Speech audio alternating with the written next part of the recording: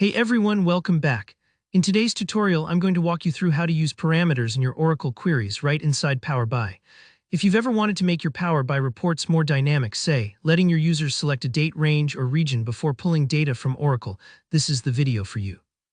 By the end of this guide, you'll know exactly how to set up parameters in Power BI, bind them to your Oracle SQL queries, and even let end users interact with them, all without writing a line of code outside Power BI.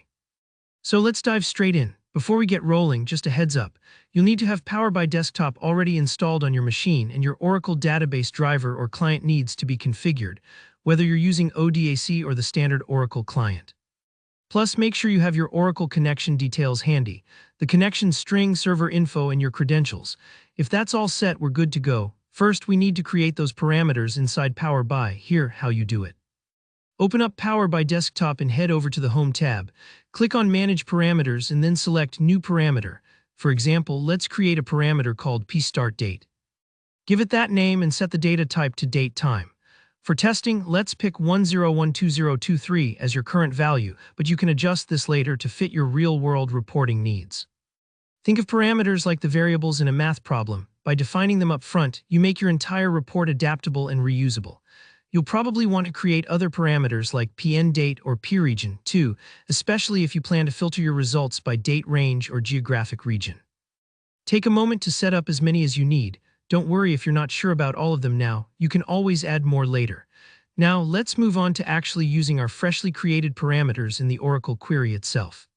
Still in Power BI Desktop, go to the Home tab and click on Get Data, then choose Oracle Database. Enter your Oracle server or service name. When the dialog box pops up, expand Advanced Options and you'll see a spot to enter your SQL statement.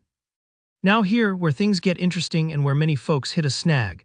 Instead of hard-coding your dates or regions in the SQL, you want this to come from your parameters.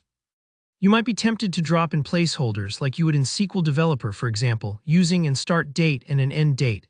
But Power BI doesn't pass those directly to Oracle the way you might expect, so we'll need to get a bit creative. This brings us to the crucial next part, binding our parameters inside Power Query using M-code. Once you've pasted in your basic SQL, hit Transform Data so you open up Power Query's editor. Here where we swap out hard-coded values for those parameters we made earlier. At the top of your M-query, define variables for each parameter. For dates, use something like date to text pStartDate yimmd. Do the same for the end date and region.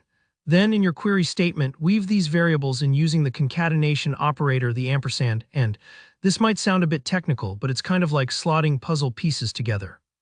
Select from orders where order date between TODate and start date and YYYYMMDD and TODate, and end date and YYYYMMDD and region.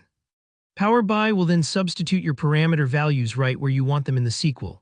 Don't stress if it doesn't work perfectly on the first try. Sometimes M-code is a little fussy with types or quotes, so double-check your syntax if you get an error. Finally, you've got options for how you and your report viewers can use these parameters. Back in Power BI, you can always return to Manage Parameters and edit values directly. But if you want to get fancy, link these parameters to what-if parameters or slicers. That way, anyone using the report can choose a date range or region from a friendly dropdown or slider, and Power BI will requery the Oracle database using those selections. This turns your reports from static snapshots into truly interactive dashboards, and that's it. With just a few steps, you've made your Oracle queries way more dynamic within Power BI. If you learned something new today or if you have any questions, drop them in the comments below. I read every single one. And of course, don't forget to like the video and hit subscribe for more Power BI tutorials coming soon. Thanks for watching, and I'll see you in the next one.